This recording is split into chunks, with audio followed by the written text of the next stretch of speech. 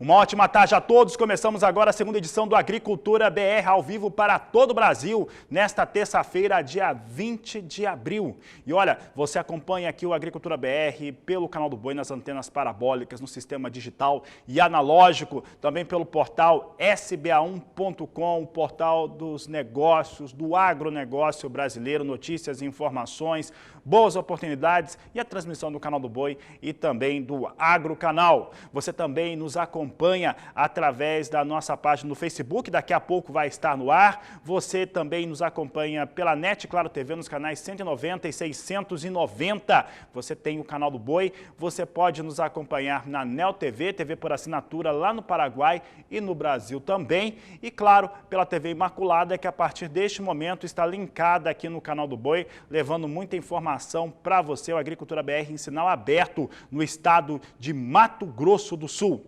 E eu começo o programa de hoje trazendo a participação do professor Marcos Fava Neves. E ele analisou a situação de oferta que vem extremamente restrita para boi gordo no Brasil e o que vem acontecendo em relação à demanda. Demanda vem muito firme e a oferta muito prejudicada, e nós perguntamos para ele como é que vem, o que pode se esperar em termos de equilíbrio dentro da cadeia produtiva, e ele respondeu. A pecuária vive realmente um momento incrível. Quem é que diria que teríamos a arroba R$330? Eu sempre digo uma coisa, pessoal, preço muito bom não é bom. Ele desajusta a cadeia e traz problemas mais adiante. Pode parecer um contrassenso, mas na verdade traz inflação, traz uma euforia muitas vezes que depois a pessoa faz investimentos, e daí, para ter o retorno sobre esse investimento, vai muito longe, porque os ativos estavam inflacionados e gera desajustes. Então, o que nós precisamos ter agora é um trabalho de choque de oferta, que na pecuária não é fácil, por causa do tempo que leva a isso, investimentos que sejam feitos com muita parcimônia, para que você mantenha a lucratividade num momento onde os preços começarem a cair. Eu acho que vai demorar para acontecer isso, porque se o Brasil conseguir esse processo de vacinação e o mercado interno voltar com crescimento econômico, talvez de 3% esperado para esse ano, crescimento de 6% no mundo e as importações da Ásia, eu tenho a impressão que a demanda para carne segue firme. Nós temos que cuidar agora da oferta com muito cuidado. Essa é a recomendação que eu dou para os pecuaristas. Está aí o professor Marcos Fava Neves respondendo aqui a esse questionamento. Estou vendo aqui o pessoal participando do programa e falando a respeito da questão da situação da pecuária no Brasil. E os pecuaristas estão falando aqui, alguns dos grupos, o melhor da pecuária brasileira. Aqui o colega está dizendo o seguinte, que a oferta ela pode melhorar um pouco nos próximos anos, entretanto o abate de fêmeas continua, não reduziu muito não. Isso nós mostrávamos, né, na última semana, que apesar da redução no abate de fêmeas, ainda há uma grande porcentagem no abate das fêmeas que podem se transformar em matrizes, e isso mexe com a oferta futura de bezerros e, consequentemente, boi magro e boi gordo. Vamos dar uma olhada agora como é que vem os negócios com boi gordo lá na Bolsa Brasileira, na B3. Nós temos aqui a posição de abril com 0,18% de recuo neste momento. Agora, nós temos abril negociado a R$ 311,25. A arroba é o que o Agricultura BR está trazendo aqui para nós. Trazendo aqui também posição de maio, R$ 307,85, com alta de 0,34% nessa posição. Julho, R$ 316,30 é o que nós temos aqui para a arroba do boi, 0,46% de elevação. E alta de 0,5% para o boi gordo em outubro, negociado a R$ 328,50, é o que a Agricultura BR traz para você nesta terça-feira, dia 20 de abril, mercado em alta para o boi gordo.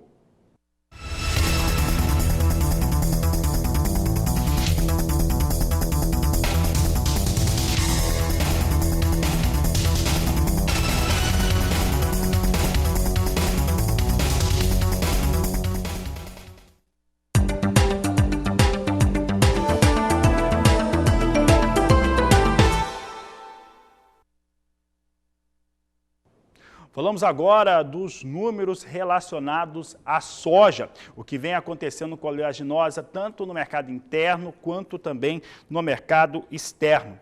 E a colheita de soja no estado do Mato Grosso foi concluída, né? As últimas regiões do estado, o maior produtor de soja individual do mundo, veio aí com uma situação bastante forte em relação à sua produção, ligeiramente maior do que na campanha 2019-2020.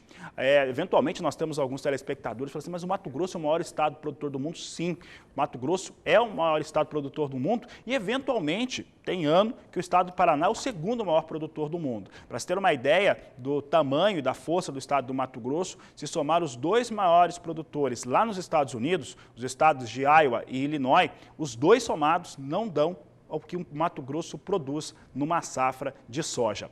Vamos dar uma olhada agora, então, como é que vem os números mato-grossenses para a soja. Nós estamos aqui o mapa girando, o Mato Grosso em destaque. Nós temos aqui a produção estimada em 35.740.000 toneladas, com alta de 0,94%. Esmagamento em 10.610.000 toneladas, uma alta de 2,33%, enquanto que a exportação pode ser recorde. A exportação pode chegar a 22.730.000 toneladas, uma alta de 1,96% aí em relação ao que vem ocorrendo com soja escoada pelo estado do Mato Grosso. Também temos aqui um número que não apareceu, 2.410.000 toneladas, de acordo com o IMEA, também vai para outras indústrias, é um outro número aí do estado do Mato Grosso. Trazendo aí então números para a soja mato-grossense, tem ainda soja para ser comercializada,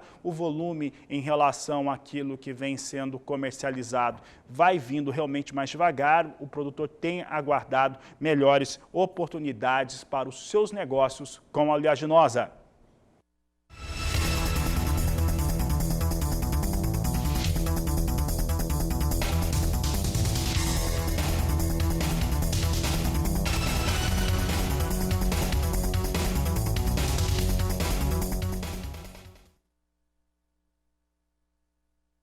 E o Departamento de Alfândegas da China trouxe números importantes em relação ao que ocorreu no último mês.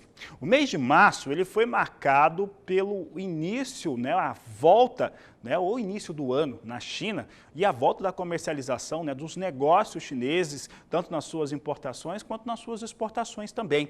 E os chineses importaram muita carne, importaram muita soja, compensando o período ali que nós tivemos os chineses tendo a comemoração do Ano Novo naquele país, que aí pega um período bem mais longo, eles compram mais anteriormente e quando voltam desse período costumam também ter volumes maiores de aquisições. Veja os números então como que ficaram para a soja, porque a elevação é realmente muito alta, investiram quase 4 bilhões de dólares. Olha lá o que nós trazemos. Na tela nós tivemos aí a China importando em março 7.777 milhões de toneladas de soja em março, nada mal, 81,6% acima daquilo que ocorria um ano antes. Nesse mês de março, o investimento totalizou 3.928 milhões de dólares, para ser mais exato, 3.928 milhões de dólares, quase 4 bilhões, uma alta de 128% quando comparado ao mesmo período do último ano. No primeiro trimestre, os chineses importaram 21.180.000 toneladas de soja, portanto, uma alta de 19%, de acordo com os números que o Agricultura BR trouxe aqui e que você acompanha diariamente aqui no nosso programa.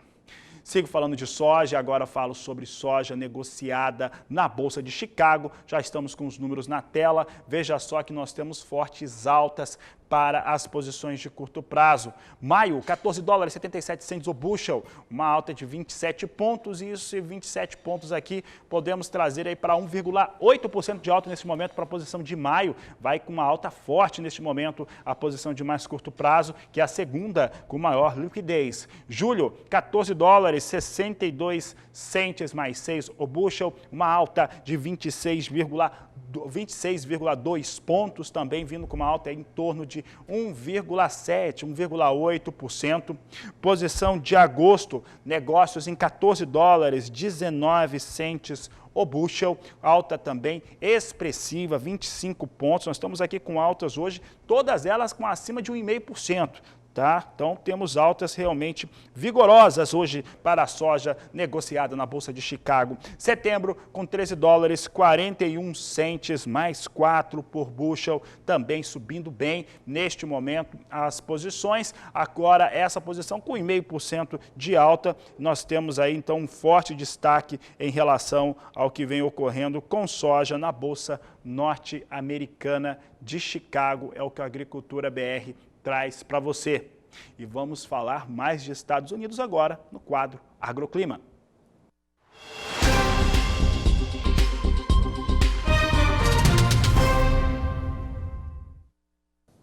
Pouca coisa mudou em relação aos Estados Unidos nas suas áreas de cultivo. As áreas continuam sem condições para a semeadura, principalmente da soja, isso por fatores climáticos. E fatores climáticos aqui no Agricultura BR é um assunto para a Renata Ferreira. Fabiano, chuva e frio, combinação fora de época aí para os produtores dos Estados Unidos. A situação que já era complicada alguns dias atrás deve piorar, viu? Nesta semana devemos ter uma forte onda de frio nos Estados Unidos, muita atenção para as áreas de milho recém-instalados. Há uma grande área aí propícia à formação de geadas que podem prejudicar as lavouras. Desde o Texas até a fronteira com o Canadá, além do norte da Louisiana, Mississippi, Alabama e Geórgia estão aí na rota do frio intenso. Além do frio, ainda tem umidade e chance para chuva, o que pode causar o fenômeno conhecido por chuva congelada, além do alto risco aí para neve. Com isso, o solo deve permanecer congelado. Entre os dias 24 e 28 de abril, o ar frio perde força e as temperaturas voltam a ficar aí levemente acima de zero. Na virada do mês, as mínimas sobem para perto de 12 graus nas áreas aí produtoras. Fabiano, é com você. Aí a Renata Ferreira, e olha, para explicar um pouco melhor o que esses dados climáticos que a Renata acabou de destacar aqui no Agricultura BR, nós trazemos o chamado relatório Crop Progress do Departamento de Agricultura dos Estados Unidos, que é o relatório de acompanhamento de lavouras. E o que ele diz a respeito de soja? Nós temos lá nos Estados Unidos 3% apenas das lavouras norte-americanas oleaginosas implementadas. Apenas 3% da safra nova 2021-2022 foi cultivada a atraso em relação aos norte-americanos. Nós já estamos aí nos caminhando para o final do mês de abril e vem com pouco volume. Por que vem com pouco volume de área cultivada? Por conta dessas questões que a Renata acabou de trazer aqui em destaque no Agricultura BR. E o assunto é dólar por aqui agora. Nós vamos falar um pouco a respeito da moeda norte-americana. Dólar vem recuando no Brasil, mas recua de leve. Nós temos hoje o dólar com mais um recuo em torno de 0,5%, 0,57% de queda para o dólar, vindo a R$ 5,51 mais 9 é o que nós temos agora para o dólar comercial. E para falar a respeito de dólar, de mercado financeiro e do que vem acontecendo dentro desses fatores e que influenciam o seu negócio, eu converso agora com Walter Pulga Júnior, que fala ao vivo dos estúdios do canal do Boi na Sede da Bolsa Brasileira de Mercadorias em São Paulo. Pulga, boa tarde, seja bem-vindo. Boa tarde a você, boa tarde a todos. Você lembrou muito bem, viu? O dólar vem caindo, já está na faixa de 5,51 mais 80, 5,51 mais 90, mas vamos lembrar, o dólar chegou a ceder mais hoje. Chegou a tocar a faixa de R$ 5,50 agora há pouco. De outro lado, também vale lembrar que logo pela manhã ele passou de 5,58. Foi acima de 5,58 logo na abertura dos negócios. Aliás, por pouco não chegou a 5,99. Mas o dólar tem uma tendência de queda na medida em que esse acordo feito entre os congressistas e o executivo e o governo Jair Bolsonaro permitem aí vislumbrar um orçamento um pouco mais, vamos dizer, equilibrado. Governo e Congresso Nacional fecharam um acordo pelo orçamento que prevê agora um volume total de vetos de 20 bilhões de reais. Pouco mais de 10 bilhões serão cortados das emendas parlamentares, tornando a peça orçamentária pelo menos factível. Isso é um bom sinal para o mercado. Agora, de outro lado, ficaram autorizados gastos fora do limite constitucional das chamadas despesas públicas e daquele resultado primário. Resumindo, a corretora Renascença, no seu relatório hoje pela manhã, observava que é possível prever alguma cautela em relação à queda mais acentuada do dólar, diante da percepção de que mais de 100 bilhões de reais em gastos ficarão fora daquele cálculo de teto de gastos do governo, que limita as despesas públicas. O governo terá aí 100 bilhões para gastar sem que respeite esse teto máximo de gastos. Isso provoca receio nos operadores do mercado, por isso o dólar não cede rapidamente, mas já tocou a faixa de 5,50. Há ainda analistas que esperam que, diante de algumas contingências, ou seja, de contingenciamento de recursos, haja aí uma perspectiva melhor de cumprimento dos gastos do governo, ou seja, eles não seriam tão exagerados assim, e se ocorrer um controle, se houver um controle, né, dos gastos do governo, pode ser que o dólar no final do ano chegue à faixa de R$5. É uma expectativa de alguns analistas de mercado. No entanto, é preciso esperar para conferir. Estamos daqui a pouco perto das eleições e isso normalmente provoca aumento de gastos do governo, não seria diferente no governo Bolsonaro. E o que acontece com a nossa Bolsa? Bom, o índice Bovespa mostrava uma certa indefinição nesta terça-feira, agora há pouco recuavam até a faixa de 120.350 pontos, caía muito mais. Neste momento, aos 120.624 pontos, ou seja, ainda em queda, cai 0,26%. E por que há essa queda? Porque aquela alta que nós tivemos nos últimos dias para papéis da Vale e da Petrobras, agora já não ocorrem mais. Ao contrário, ações da Petrobras perdiam agora, vamos ao painel, ações da Petrobras tinham um recuo e puxavam para baixo o índice Bovespa. Ações da Petrobras perdem agora mais de 1,80%. Ações da Petrobras, por exemplo, Petrobras 3 e Petrobras 4. Petrobras 3 chega a perder quase 2,5%. E os papéis da Vale, que tiveram forte alta recentemente, caem agora 1,80% aproximadamente. Bom, diante dessa situação, o que nós temos é um movimento de queda do nosso índice Bovespa. Mesmo assim, o índice Bovespa se sustenta, se mantém acima de 120 mil pontos. Enquanto isso, o que ocorre lá fora? Bom, a interrupção de fornecimento lá de um porto na Líbia acaba provocando uma alta nos preços do petróleo no mercado internacional. Petróleo hoje chegou a passar de $67 o barril, eu falo de petróleo tipo Brent. Neste momento está a 65,90, 65,80, mas chegou a $67 o barril, vinha em alta. Neste momento, petróleo recua pouco mais de 1%, petróleo WTI também recua mais de 2,3%, cai para a faixa de $61 o barril. Mas, vale lembrar, petróleo nesta madrugada chegou a se aproximar aí, passar de $67 o barril, isso traria aí um movimento de alta para a Petrobras. Não é o que está ocorrendo agora. É com você, Fabiano. Tá certo, Walter Pulga, obrigado pela participação por aqui, daqui a pouco ele volta. E olha, eu vou seguir falando a respeito de dólar por aqui, inclusive com a equipe de São Paulo, porque a Sara Queixo, minha colega jornalista, conversou com o Eduardo Velho, ele que analisa mercado, e falou a respeito de como que algumas questões, alguns fatores que estão extremamente ligados à política, como esse do orçamento da União, como também as situações que estão relacionadas aqui no Brasil ao Covid e também as ações de governo, acabam influenciando diretamente a moeda, e é o que você confere nesta entrevista. Quem fala sobre os possíveis reflexos aí no mercado financeiro desse acordo é o Eduardo Velho, que está conosco pela internet, que é sócio estrategista da JF Trust. Eduardo Velho, o que se espera aí em relação ao mercado financeiro agora, depois desse acordo sobre o orçamento, né, que estava na mira do mercado nas últimas semanas, né, todos esses impasses, mas ainda assim o dólar veio perdendo força. O que se espera a partir desse acordo, então? Seja bem-vindo ao canal do Boi.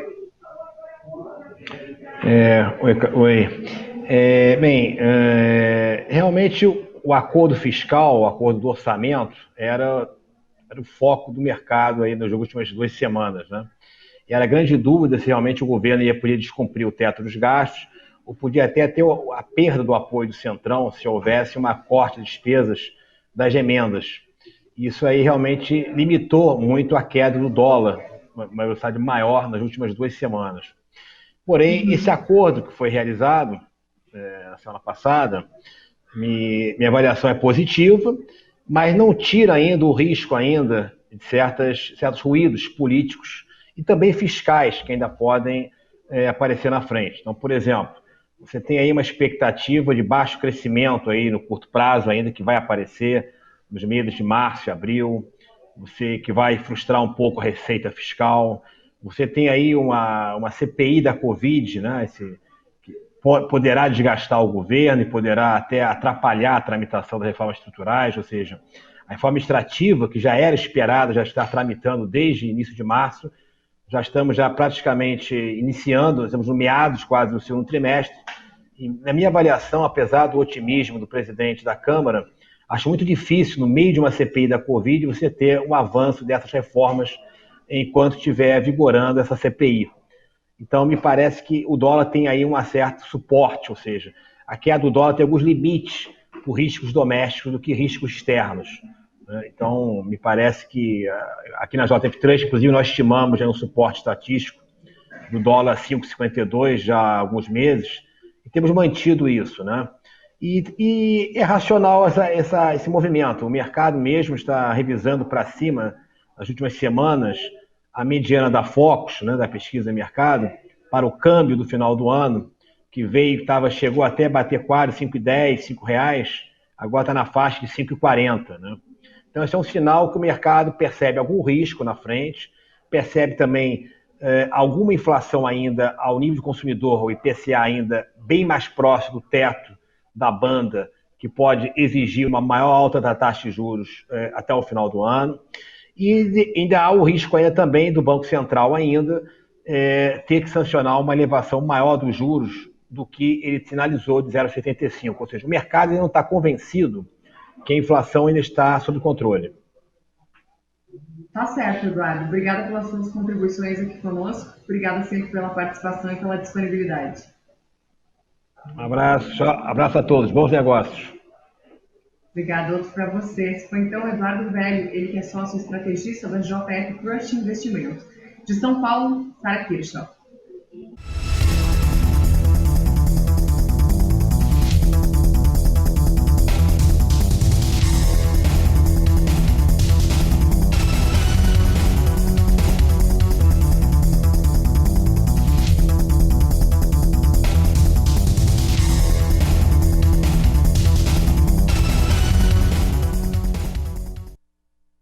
Você acompanha comigo agora os valores de referência em alguns dos portos brasileiros. Santos e Paranaguá em destaque, de acordo com a Granos Corretora.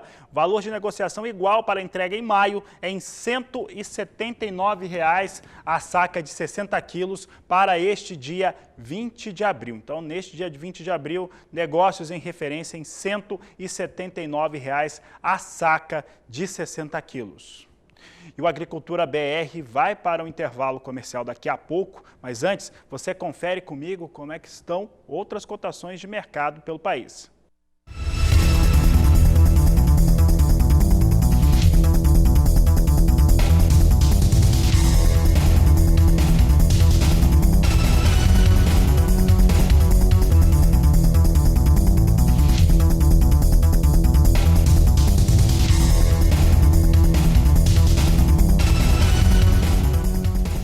E a Abramilho, a Associação Brasileira dos Produtores de Milho, tem tido um trabalho muito interessante em relação à irrigação, principalmente em áreas tradicionais do Cerrado brasileiro, que passam eventualmente por situações climáticas desfavoráveis e fazem com que a precipitação chuvosa fique menor. São estados como Maranhão, Tocantins, Pará, Goiás, Minas Gerais, entre outros estados. E a ideia é irrigar áreas de produção de milho.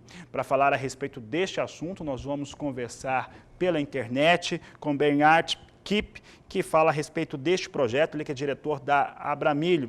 Kipp, obrigado pela participação aqui no Agricultura BR, no canal do Boi.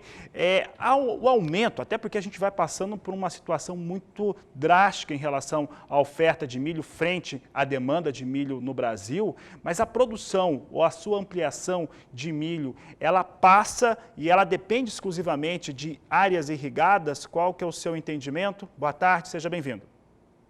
Boa tarde, Fabiano. Grande prazer estar aqui com você.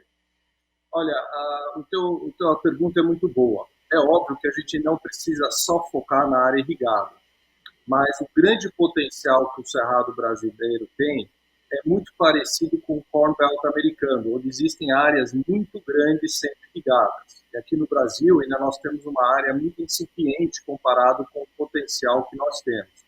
Consecutivamente, se a gente tiver uma área maior de irrigação para a segunda safra, a gente vai viabilizar um milho muito melhor e podemos ter a mesma revolução que nós temos na soja nos últimos 15 anos. Eu acredito que nós vamos ter com a irrigação do milho no Cerrado brasileiro. Para o produtor ter áreas de irrigação, ele precisa fazer alguns investimentos. Esses investimentos são no equipamento, também identificação no solo das suas fontes de água, mas também tem e passa por aquelas circunstâncias das outorgas para utilização, para fazer irrigação. Quais hoje são os principais gargalos, dificuldades ou situações que precisam ser enfrentadas por esse produtor? Fabiano, nós da Abramilho temos focado e conversado, evidente, muito com o nosso Alisson Paulinelli, o nosso presidente emérito da Abramilho, que tem nos ajudado muito em ter diálogo um pouco mais construtivo com diferentes departamentos do governo, com o MAPA e tudo mais. A burocracia é, sem dúvida, um dos pontos, mas talvez o ponto mais importante é a gente facilitar até um pouco a parte comercial. Hoje, por exemplo, futuros de milho são muito mais difíceis do que soja. Então, é um complexo que a Abramilho está trabalhando em tentando ajudar tanto os órgãos públicos, tanto o governo, como também tentando criar uma viabilidade maior para que a gente possa comercializar o milho. Isso também é um gargalo hoje. Que tem, conversando com alguns pesquisadores, principalmente da Embrapa, a Embrapa Soja, o pessoal diz o seguinte, que em áreas irrigadas de produção, principalmente no centro-oeste, se elas forem irrigadas, o Brasil poderia ter em 2 anos até 5 safras. É possível hoje enxergar um cenário como esse nessas áreas que forem atendidas com irrigação? Fabiano, a resposta é sim. Os nossos colegas da Embrapa têm feito um trabalho maravilhoso conosco e nós temos hoje já produtores irrigantes fazendo 5 safras em 2 anos. Tá? Nesse sentido, tem que ser muitas vezes feito uma safra também pensando no solo, tá? Não somente uma safra para o bolso. Mas a evolução que o nosso cerrado brasileiro tem, se a gente usar melhor os recursos hídricos, fazer mais barragens e for mais coerente nesse manejo da água, o potencial do cerrado é muito grande. Falando a respeito das situações que precisam ser alteradas, que passam, evidentemente, por legislação no Brasil para termos uma melhor circunstância para irrigar. O debate está sendo aberto, tem se ampliado esse debate em relação à irrigação aqui no Brasil e como fazer isso? Fabiano, eu diria assim que está tendo uma evolução muito boa dentro do Ministério da Agricultura com a nossa ministra Tereza Cristina. A Agência Nacional de Águas também está enxergando o potencial da irrigação de uma maneira, eu diria assim, mais com o olho do produtor, tá? É óbvio que o nosso Brasil tem muitas regiões diferentes, então se a gente discute uma coisa do Rio Grande do Sul, é muito difícil ela ser aplicável no Ceará. Consecutivamente, o Brasil é complexo na questão das águas, mas devagarzinho, de ponto a ponto, estamos melhorando em as autoridades entenderem que liberar barragens, liberar o processo da irrigação, não só vai gerar mais alimentos para o Brasil, mas vai gerar muita mão de obra boa e vai dar um fluxo de caixa muito melhor para o agricultor, porque ele não vai ter a dependência de uma safra nas águas e o resto ele vai realmente torcer para que tudo dê certo. Então, a consciência está aumentando, mas os pontos chaves que a gente precisa realmente é os órgãos entre si conversarem mais. E eu acho que a ministra Tereza Cristina está fazendo um ótimo trabalho, nós da Abramilho temos bastante ajudado nesse sentido, porque é muito mais o produtor que está interessado a longo prazo na irrigação para o Brasil. Tá certo. Enquanto a gente conversava aqui, nós recebemos aqui uma informação de telespectador, uma pergunta, é o Anderson Nunes, não falou de qual estado está falando, eu sempre peço para o pessoal, fala do estado que está falando, mas pelas características aqui parece ser de Minas Gerais, ele quer saber quando que isso chega diretamente para os produtores. Olha, tem certas coisas que a gente não tem bola de cristal para prever, mas estamos trabalhando, até em Minas Gerais existem associações de irrigantes muito boas, né? Na região de Inaí, Paracatu é uma das associações mais ativas, mostrando até como se pode usar melhor os recursos hídricos. E eu diria para esse telespectador para ele se informar dentro das associações da região dele, quem que já está tomando alguma frente para, dentro do IGAN, no caso, que é o Departamento de Minas Gerais, junto com a Agência Nacional de Água, ver como é que está a situação dele. Tá certo, eu quero agradecer a sua participação aqui no canal do Boi, aqui no Agricultura BR. Uma boa tarde a você. Muito obrigado, um grande abraço a todos. Um grande abraço, esse é um tema extremamente importante para o desenvolvimento da agricultura brasileira, uma vez que você tendo a possibilidade de irrigar, ter essa ação, você consegue realmente ampliar muito a produção de alimentos. E por falar em produção de alimentos, o Instituto Mato Grossense de Economia Agropecuária, o IMEA, lá no estado do Mato Grosso, trouxe números atualizados para as suas estimativas, principalmente em relação a milho, porque está todo mundo de olho no milho, né? Nós temos ali uma situação de demanda e oferta que não está estável. Isso porque a oferta de milho, apesar de ampliar, essa safra, independente do problema que tiver, ela é maior, deve ser maior que a anterior, porque pode ter muito problema ainda, mas de qualquer maneira deve ser maior do que a anterior, mas a demanda é maior ainda, ela continua dentro daquele regime de elevações. E o IMEA trouxe uma estimativa menor de produção para a safra mato-grossense de milho na campanha 2021, uma safra que deve ficar, de acordo com o Instituto, 1,33% inferior à safra passada. É o que nós vamos mostrar agora na tela.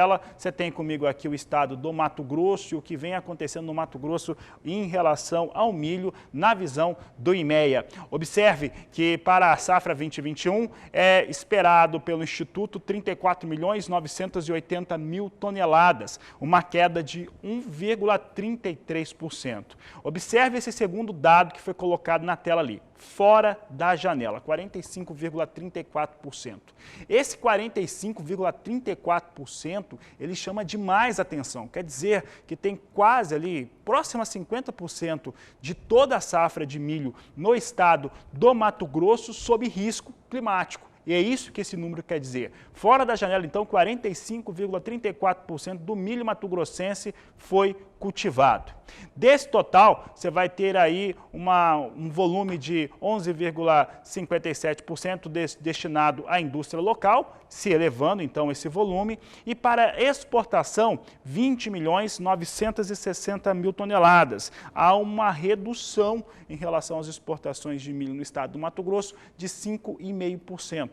Por que que isso ocorre? Isso ocorre por conta de uma disponibilidade menor de milho, é o que a Agricultura BR traz para você.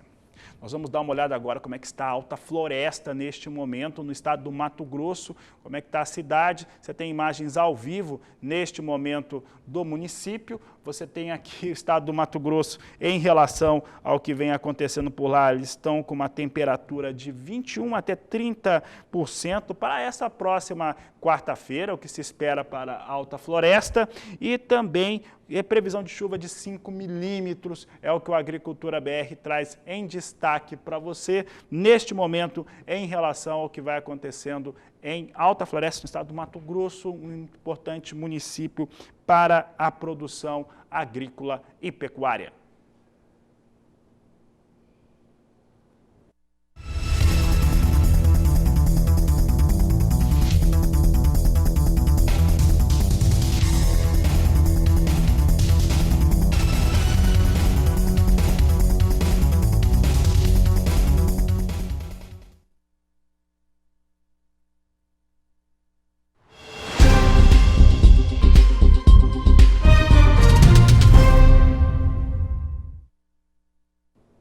Voltamos a falar de clima aqui no Agricultura BR e é por isso que eu vou conversar com Renata Ferreira mais uma vez, porque a umidade de solo vem baixa no centro-oeste brasileiro. Destaque, aliás, não dá para destacar, né? Que Mato Grosso do Sul, Goiás, vem com umidade de solo baixa e é por isso que Renata Ferreira nos traz mais informações.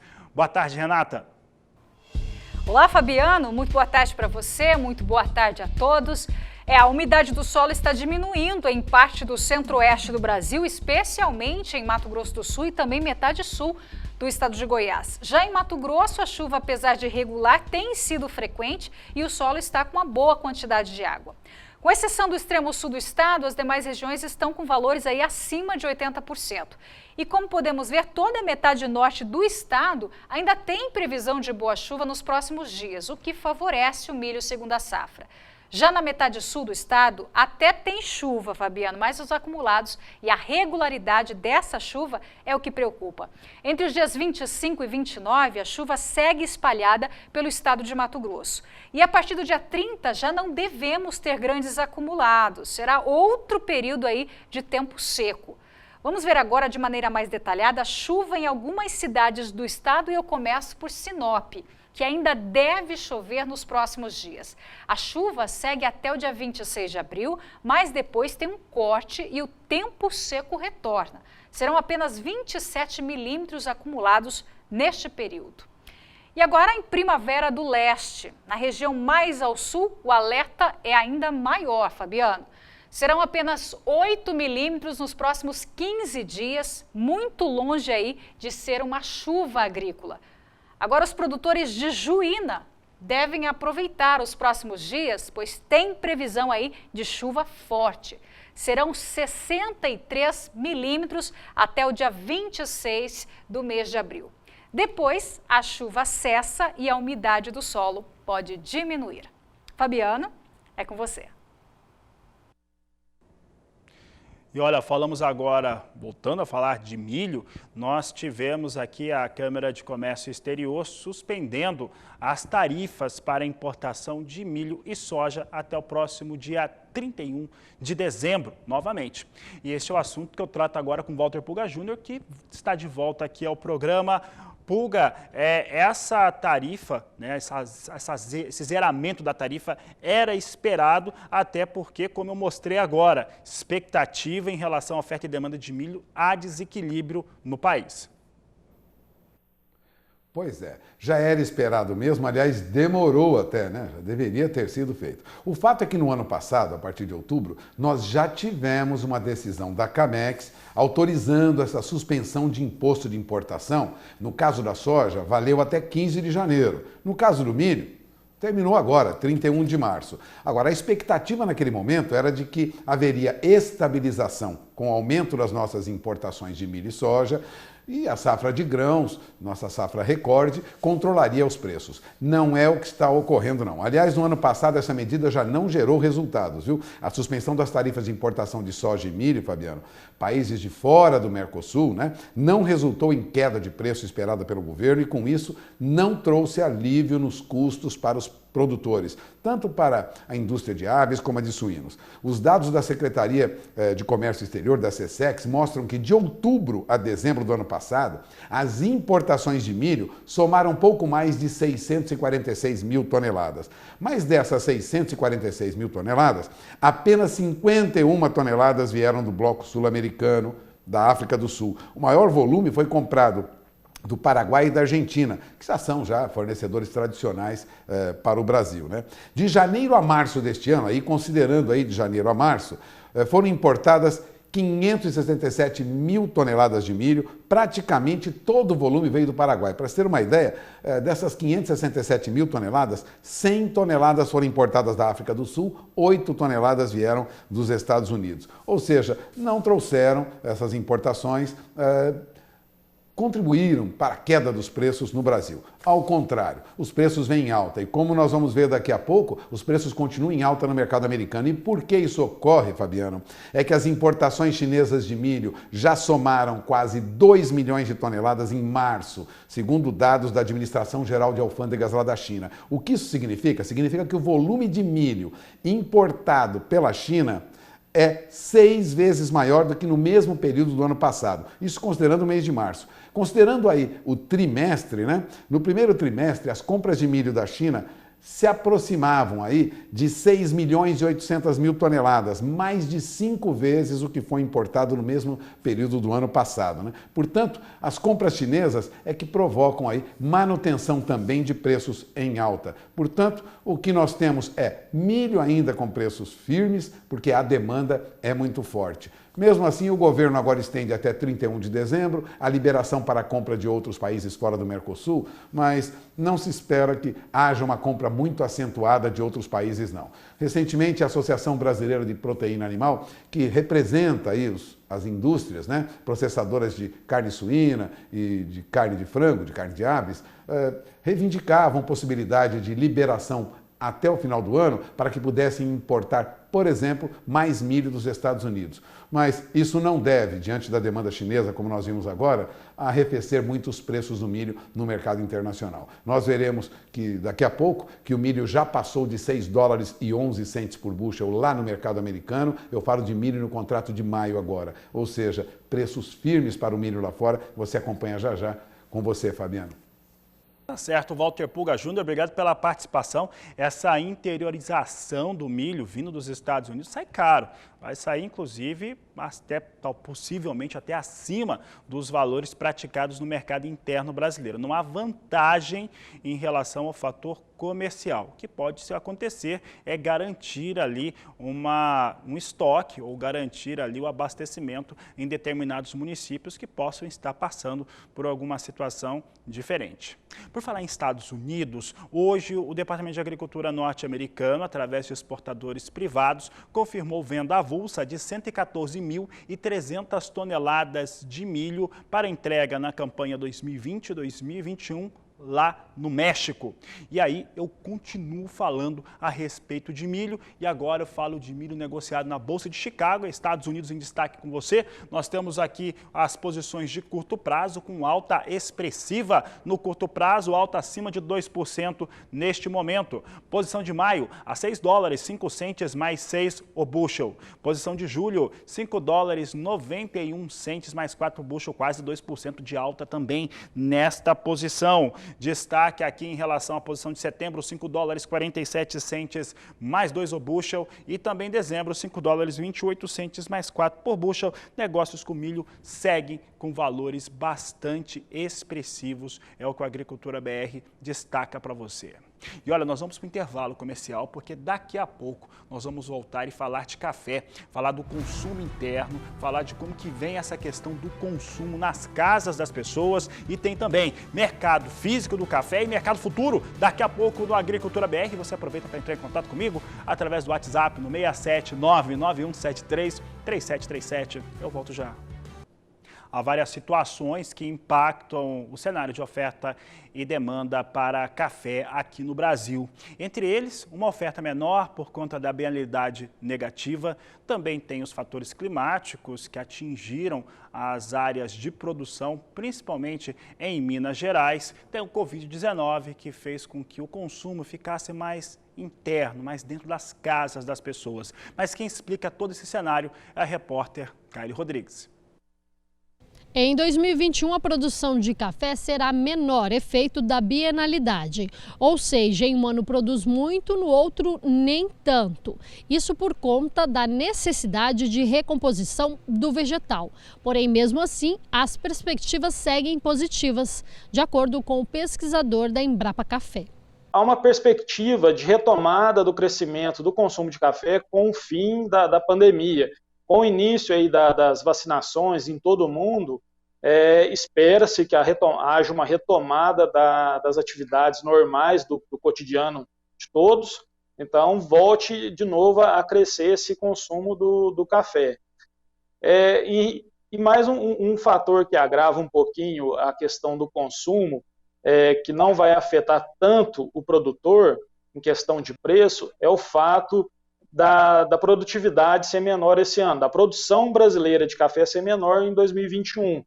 Então, com o aquecimento, com o retorno das atividades cotidianas, com o consumo desse café e a baixa produção em 2021 apresentada pelo Brasil, talvez o mercado, os valores continuem aquecidos ainda.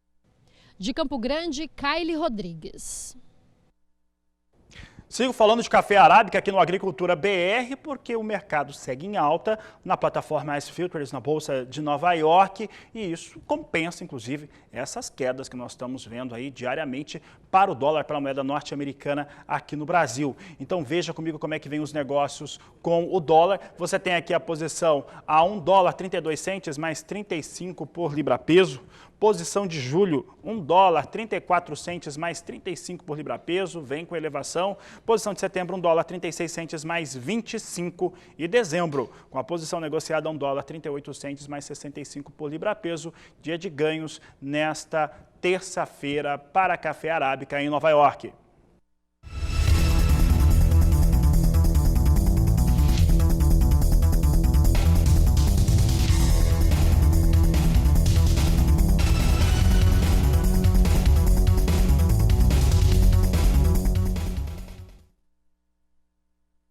Sigo falando de café, agora eu destaco o café robusta, negociado na Bolsa de Londres, em dólar e tonelada, referência importante para os produtores de conilon no Brasil, principalmente nos estados do Espírito Santo, Rondônia e Bahia. Olha só, posição de maio com alta, hoje está em torno de 1% aqui para as posições de curto prazo em robusta, posição de maio $1.371 a tonelada, julho $1.399 a tonelada, tonelada para setembro a $1.416 e novembro $1.432, mercado ao vivo para o café robusta na Bolsa Londrina.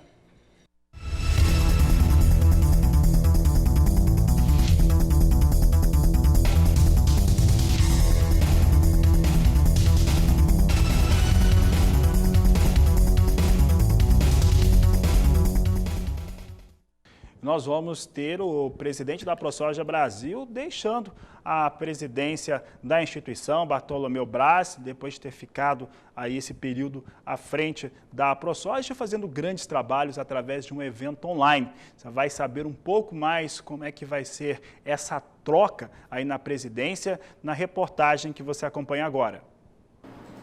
Olá. Um produtor rural, natural do Rio Grande do Sul, que chegou no norte de Mato Grosso na década de 80. Formado em contabilidade, foi presidente do Sindicato Rural de Sinop por diversos mandatos. Foi diretor da Federação da Agricultura e Pecuária do Estado de Mato Grosso, FAMATO, e presidente da AProSoja Mato Grosso. Antônio Galvão. Agora foi eleito em março por aclamação para a presidência da AProSoja Brasil e substituirá Bartolomeu Braz Pereira, que durante a sua gestão melhorou muito a comunicação com a sociedade e com os mercados consumidores, sempre defendendo os interesses dos produtores de soja e milho. Antônio Galvão toma posse nesta terça-feira, dia 20, às 19 horas, horário de Brasília. A posse será na sede da AproSoja Mato Grosso, em Cuiabá. Devido à pandemia da Covid-19, a solenidade será transmitida ao vivo pela internet no canal do YouTube AproSoja Brasil. Na ocasião, também será empossada a nova diretoria para o triênio 2021 a 24. E terá como vice-presidente José Cismeiro, ex-presidente da AproSoja Paraná, e mais representantes de 14 estados. De Sinop, Mato Grosso, Valdir Pacheco. Nós desejamos um bom trabalho a Antônio Galvão, nosso amigo, ele que presidiu a AproSoja Mato Grosso e agora vai presidir a AproSoja no Brasil, assume oficialmente na noite de hoje. Um grande abraço de toda a equipe a Antônio Galvão. E por aqui nós trazemos uma entrevista a respeito do lançamento de um livro que vai mostrar o que aconteceu no agronegócio nos últimos anos, as sofisticações, as mudanças tecnológicas no campo, no maquinário, na maneira de trabalhar, mas principalmente em fatores que às vezes não são tão visíveis, como aqueles ligados à gestão, à contabilidade, também à estratégia de comercialização, entre outros fatores. Tudo isso vai estar num livro e você vai saber sobre ele agora nesta entrevista realizada por Walter Puga Júnior.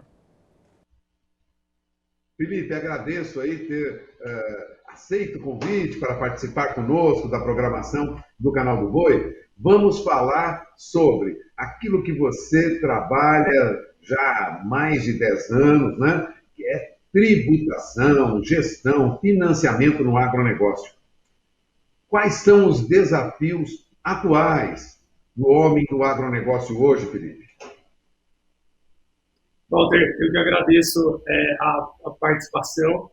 Com certeza, o homem do agronegócio ele tem muitos desafios. A gente está no momento da economia brasileira que o agronegócio ele está ainda mais aparente por ter sido um dos únicos setores que superou ou que passou pela crise sanitária que a gente ainda está vivendo com bons resultados. Isso não é novidade, a gente sabe disso, o agronegócio é um dos carros-chefes da economia brasileira há muito tempo, mas isso também não quer dizer que ele não está imune a uma série de desafios estruturais, operacionais e regulatórios. Eu acredito que um dos grandes desafios que a gente vai viver no agronegócio daqui para frente é a questão do financiamento do agronegócio. Não é novidade para ninguém que está inserido no nosso meio que os últimos planos safras já têm destinado cada vez menos recursos para o financiamento privado. Embora a gente tenha um aumento no volume de financiamento, ele está cada vez destinado para os programas de agricultura familiar ou de pequenos e médios agricultores. E aí, o agricultor, o produtor profissional que tem um negócio mais organizado, ele vai começar a ficar estrangulado nas linhas de crédito. Vai ter que começar a procurar crédito em outros meios. E para isso, ele vai ter que sim superar uma série de entraves e desafios. Quais são esses desafios que você destaca, Felipe?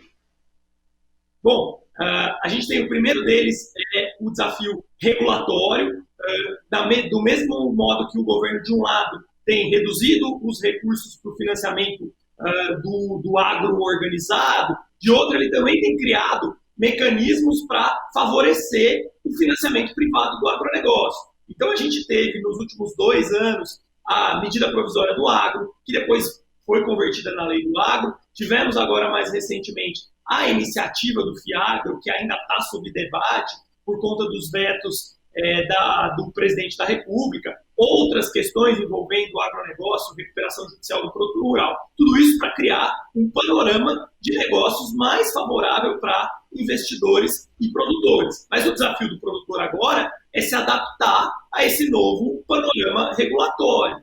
E para fazer isso, ele vai ter que efetivamente investir em estruturas jurídicas melhores, governança corporativa, gestão, reavaliação e planejamento tributário à luz desses novos mecanismos e até passar por um período de transição, que eu diria cultural, que é sair do modelo de banco, do modelo de bancarização, para um modelo de financiamento privado, que tem fundos de investimento, que tem investidores estrangeiros que tem outros stakeholders interessados em financiar o agronegócio, que não o banco tradicional. E tudo isso exige uma fase grande de adaptação que a gente vai ter que enfrentar com assessoria adequada, com trabalho adequado e eu acredito, com muito sucesso no final. Bom, você vai lançar agora um livro que trata de quais do agronegócio, como gestão, financiamento e tributação. Esse livro tem o prefácio do professor Fava Neves, da USP. O que você destacaria de importante neste livro? É uma coletânea de artigos de grandes especialistas em áreas específicas, não?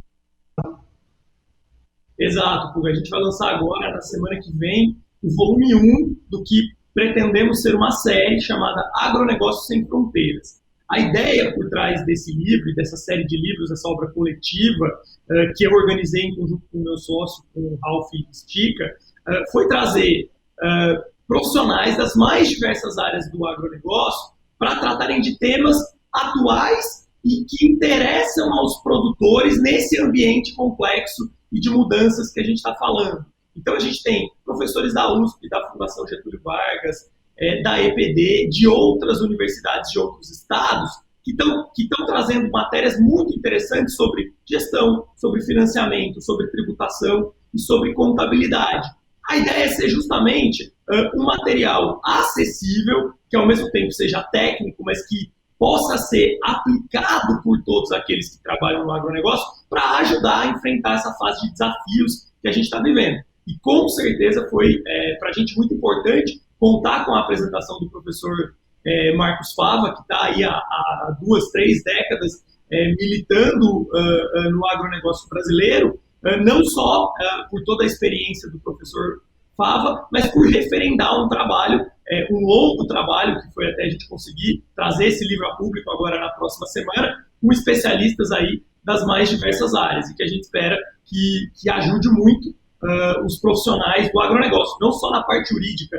Acho que é importante a gente frisar isso. O livro é voltado, ele é centrado numa atuação multidisciplinar, então ele não se presta só para o advogado, só para o contador.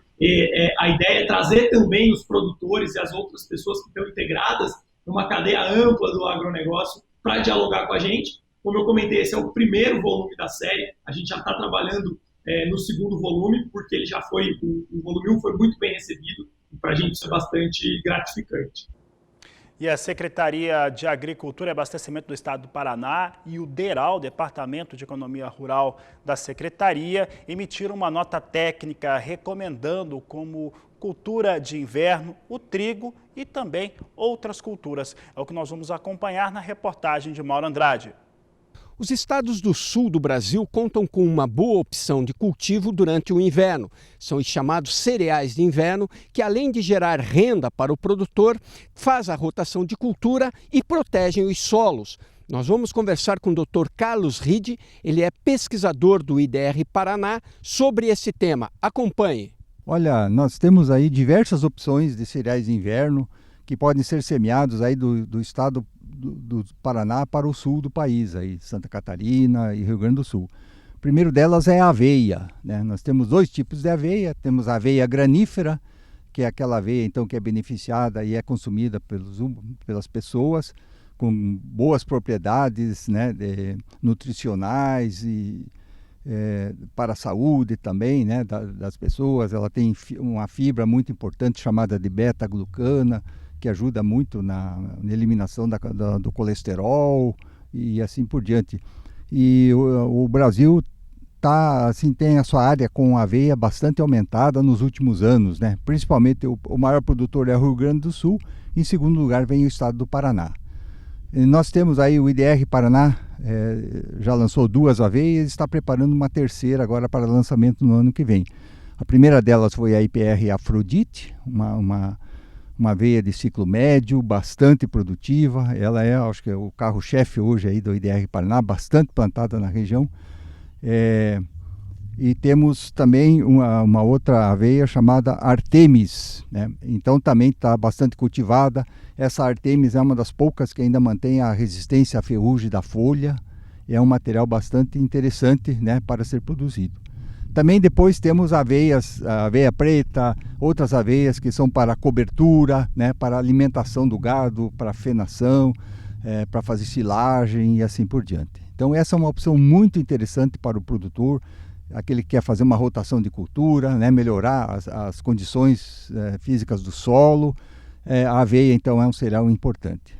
Outra opção que está aumentando bastante é o triticale, que é um cereal usado no blend de farinhas para panificação. No nosso programa aqui trabalhamos também com o triticale, né, que é um cruzamento do trigo com o centeio. É um cereal bastante rústico e esse ano passado, por exemplo, ele teve foi de muito sucesso em todo o estado do Paraná e principalmente na região mais quente e seca aqui do norte do Paraná, no caso.